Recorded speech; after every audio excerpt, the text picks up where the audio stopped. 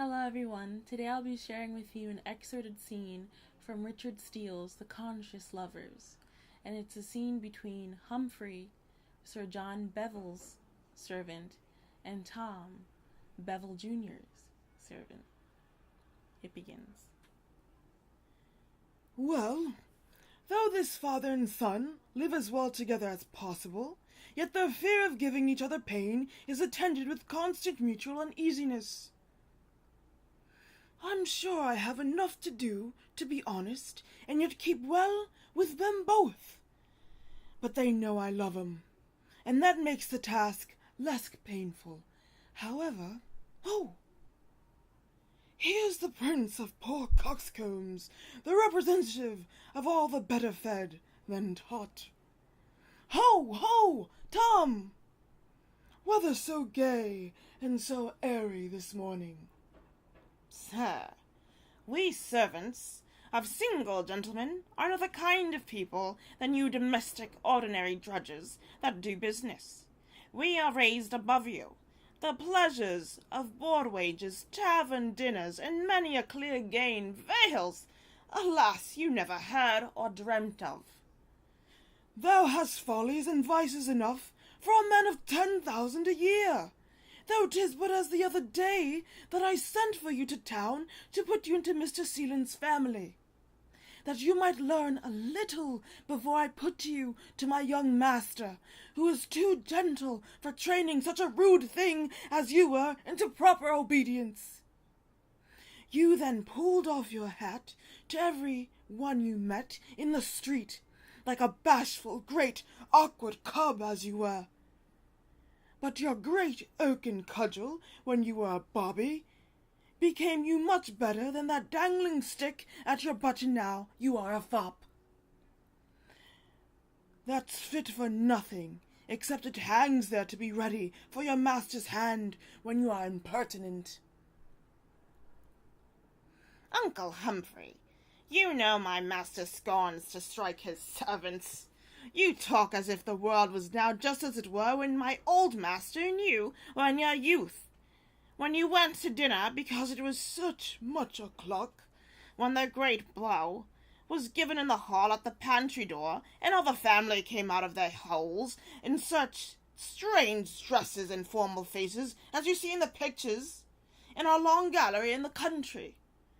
Why, you wild rogue!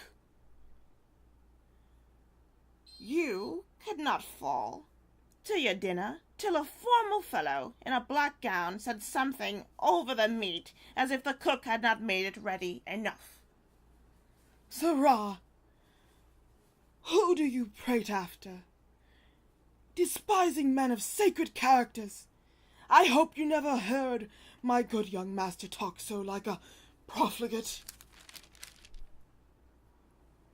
Sir, I say, you put upon me when I first came to town about being orderly and the doctrine of wearing shams, to make linen last clean a fortnight, keeping my clothes fresh, and wearing a frock within doors. Sirrah, I gave you those lessons because I supposed at that time your master and you might have dined at home every day and cost you nothing. Then you might have made a good family servant. But the gang you have frequented since, at chocolate houses and taverns, and a continual round of noise and extravagance.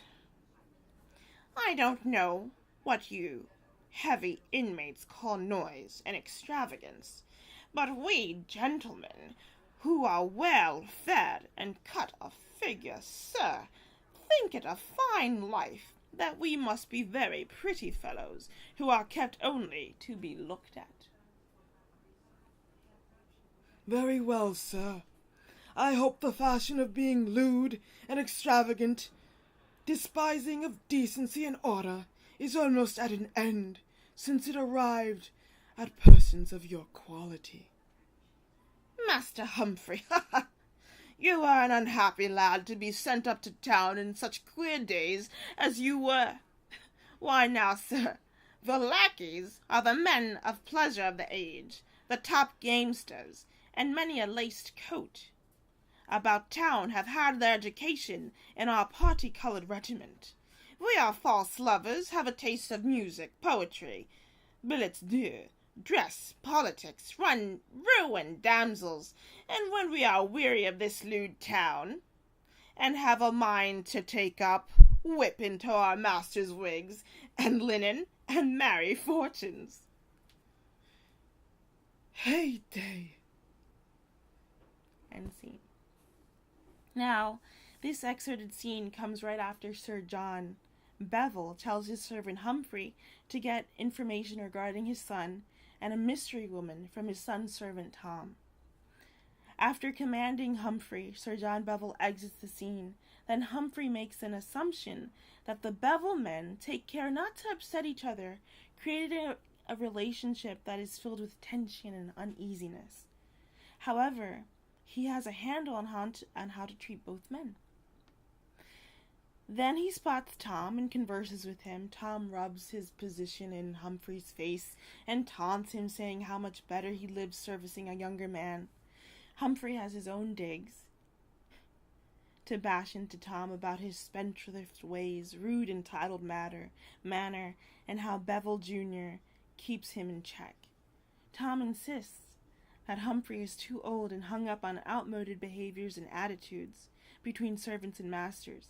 Humphrey insists Tom talks foolishly and hopes Bevil Jr. is more temperate and wise. Tom offers that he was schooled by the best, Humphrey himself. Humphrey insists he taught Tom in order to help him become a servant of decency, but he sees that the type of people around Tom and Bevil Jr. are indecent. Tom prattles on that he's doing just fine, living the life of a modern gentleman, taking in all of life's pleasures. Humphrey hopes the championing of lewd gentlemen is just an ephemeral phase in society and won't last. Tom continues saying that it's too bad Humphrey lived his youth in a stricter, more reserved England. For nowadays, the servants live and love like masters and kings. Humphrey exclaims incredulously, Heyday! Now, my analysis is that through Humphrey, an understanding of the relationship between the Bevil men is honestly observed. I feel that this information will glean a light on what motivates these men. I think how a servant perceives a master is vital to knowing how that master really is when no one else is around. Through this small blurb on the Bevils' relationship, the audience gets an insightful look on these men's natures. We learn that they seek not to get in each other's way and are too mindful of not causing each other distress. Essentially, they have encased their relationship in a bubble that this plot seems at the ready to pop. Now, through Tom's speech, I feel that Richard Steele is making a comment upon the misgivings that young men had during this time about being true gentlemen. For Steele, in his paper, The Spectator, in which we read, he states, "A fine gentleman should be honest in his actions and refined in his language." Tom is none of these. I read Tom as a critique on libertine culture and values. Through Tom's flagrant admiration for living a fast life of leisure and passions, the audience gets to think upon what makes a worthwhile life. Does championing decency make you an old, tired bore? What is happening in society during this time? Are Humphrey's ways truly outdated? Earlier in the play, Humphrey's past reveals itself as being a bit loose with his assisting his master in his master's youth to sow his oats in his wild years. Humphrey taught Tom everything he knew.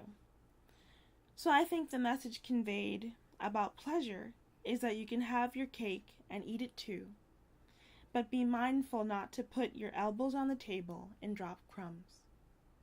Have proper etiquette in your manners and when you engage in your passions. Essentially, always keep up appearances and retain your dignity.